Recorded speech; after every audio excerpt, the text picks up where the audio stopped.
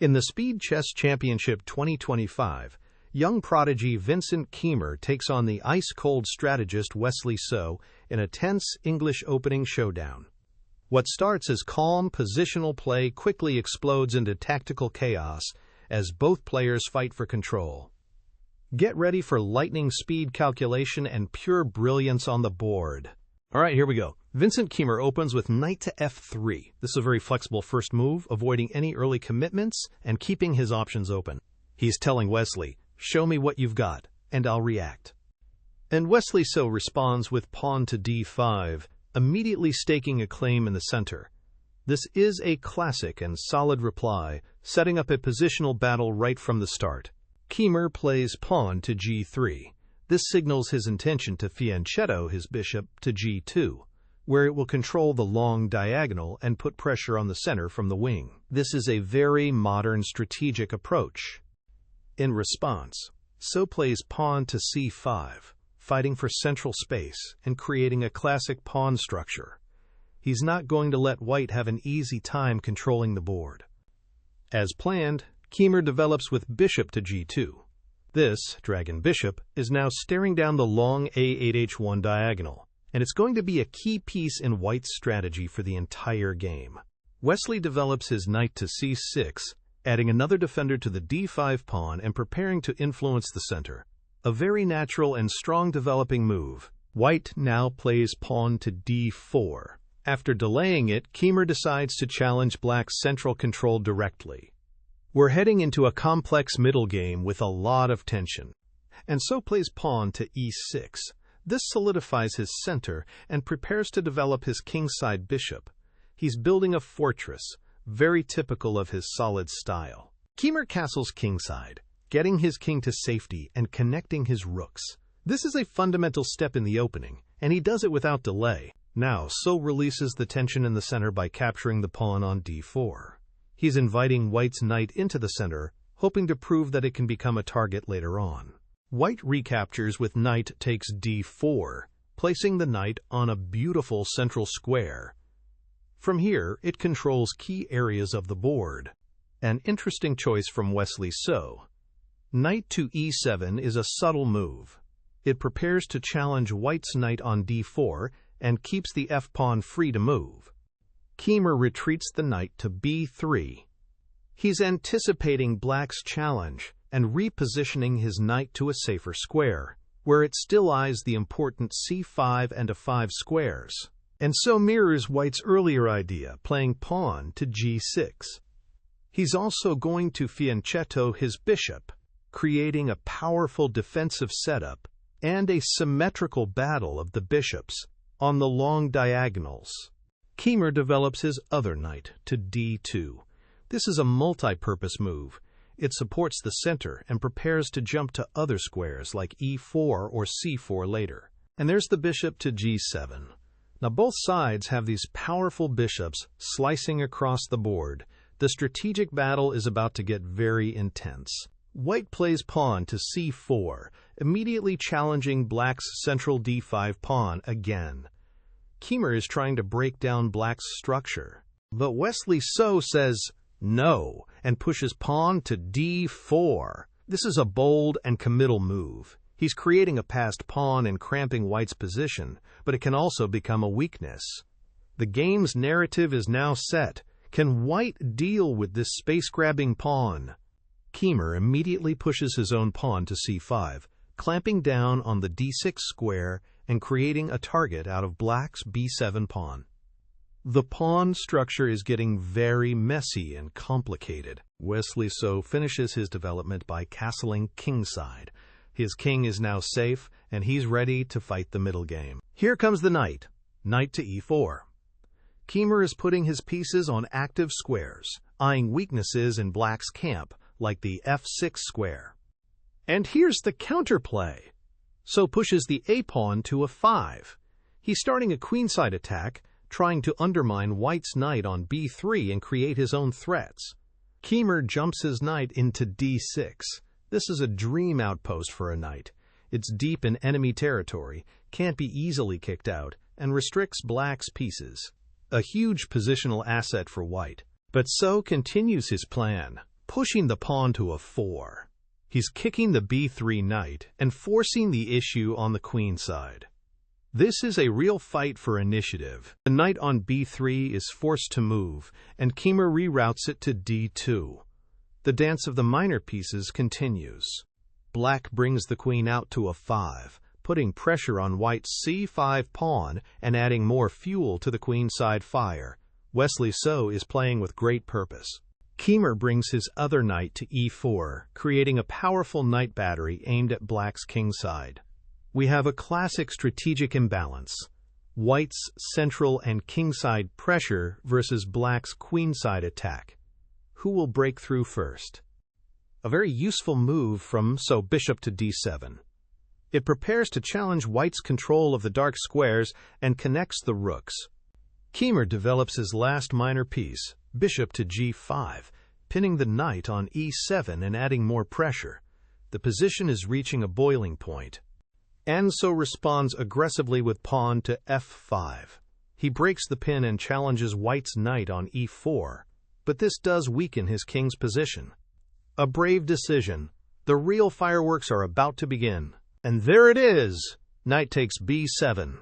Keymer decides to cash in, grabbing a pawn and throwing the position into chaos. This move is incredibly sharp. He's giving up his powerful knight on the d6 outpost for material and a direct attack on the queen. This is a moment of pure calculation. So moves his queen to c7, getting out of the attack and keeping an eye on the center. He's keeping his cool under pressure. An interesting retreat. Keymer moves the knight to d2. He's not trying to save the knight on b7, but instead wants to reorganize his forces to deal with Black's threats. So plays pawn to h6, kicking the bishop on g5. He wants to force a trade and reduce White's attacking potential. A very practical move. White has no choice but to trade. Bishop takes the knight on e7. This exchange clarifies the situation a bit, but the position is still incredibly tense. Knight recaptures on e7. Now Black's knight is back in the game, and White's temporary knight on b7 is looking a bit trapped. Keymer brings his rook to c1, putting pressure down the c-file and preparing to challenge Black's control of the queenside. This is where the battle will be decided. And So does the same, rook to b8, preparing to attack the trapped knight on b7. The rooks are joining the fight. Keymer sacrifices the knight on b7 by moving his other knight back to the d6 outpost. He's saying, you can take that knight, but I'll have this powerful piece in the center. A fascinating strategic choice. And So accepts the gift. Rook takes the knight on b2. Black is now up the exchange, but White has that monster knight on d6 as compensation. This rook on the second rank is going to be a massive headache for White. Keymer attacks the invading rook with knight to c4. He's desperately trying to coordinate his pieces and kick that rook out of his territory. But the rook doesn't retreat. It just keeps causing trouble. Rook to a2. This rook is a permanent thorn in White's side, tying down his pieces and supporting Black's passed a pawn. A brilliant piece of positional play by So. Keymer puts his own knight on b6, trying to create counterplay and block the a-pawn. The knights are dancing all over the board in this game. So plays bishop to c6, challenging White's control of the long diagonal and offering a trade of bishops. He wants to simplify and neutralize White's attacking chances. White brings the queen to d3, a centralizing move that supports the knight on d6 and prepares to join the attack. And now, So executes the trade. Bishop takes the bishop on g2. This is a smart decision, removing one of White's most dangerous pieces from the board. King recaptures on g2. White's king is a little more exposed now, which could be a factor later in the game. Queen to c6 with check. Wesley So is not giving his opponent a moment to breathe. This forces White's king to move and keeps the pressure on. The king tucks away to g1. It's safe for now, but Black's pieces are swarming. Knight to d5. A fantastic move, challenging White's powerful knight on d6 and opening up lines for his own pieces. Black's coordination is just superb. Keymer moves his queen to c4, putting pressure on the d5 knight and trying to create tactical complications. The position is on a knife's edge. The rook swings back to b2. This incredibly versatile rook has been the star of the show for black, and now it's back to defend and prepare for the final attack. White decides to trade knights. Knight takes the knight on d5. Keymer is hoping to relieve some of the pressure by simplifying, recapturing with the e-pawn. This opens up the e-file for black's rook and strengthens his central control. A great recapture. The queen retreats to d3. White is in full-on defensive mode now, trying to hold the position together against black's relentless pressure. Rook to a8. Wesley So is preparing to double his rooks on the a-file. This is a classic technique you can use in your own games. Doubling rooks creates overwhelming pressure. Keymer pushes the h-pawn, trying to create some breathing room for his king and maybe start a desperate counterattack. But So immediately shuts it down with h5, fixing White's pawn and stopping any kingside ideas. He's in complete control. White brings his rook to c2, a desperate attempt to challenge black's control and maybe trade off that pesky rook on a 2. But it's too late. Pawn to a 3. Look at that pawn. It's knocking on the door, and White is running out of ways to stop it. This little pawn has become the hero of black's entire strategy, and it's about to deliver the final blow. White moves the rook to a 1, the only move to try and blockade the pawn. But black's attack is coming from all sides. Rook takes the rook on c2. A simple, powerful move. So is removing a key defender and preparing for the final combination. Queen recaptures on c2. White's position looks like it's barely holding on. But wait, what does black have planned here? And here it is, the move that cracks the game wide open. Wesley So plays the stunning pawn push to d3. This is a tactical hammer blow, forking the queen and rook, and completely dismantling White's defensive setup. What a moment! This is a move of pure genius, the culmination of all his earlier pressure. The game is over right here. White is forced to move the queen to a 2 to deal with the threat, but it's a lost cause. Black's attack is simply too strong. Queen takes the pawn on c5, So is just cleaning up now, collecting material, and preparing to push his unstoppable a-pawn. A last desperate attempt. Knight to b7, attacking the queen. But black has everything calculated. The queen calmly steps to b5, keeping control of the key squares and preparing for the final push. Rook to b1. White is trying to create any kind of threat, but there's nothing left. And that's it!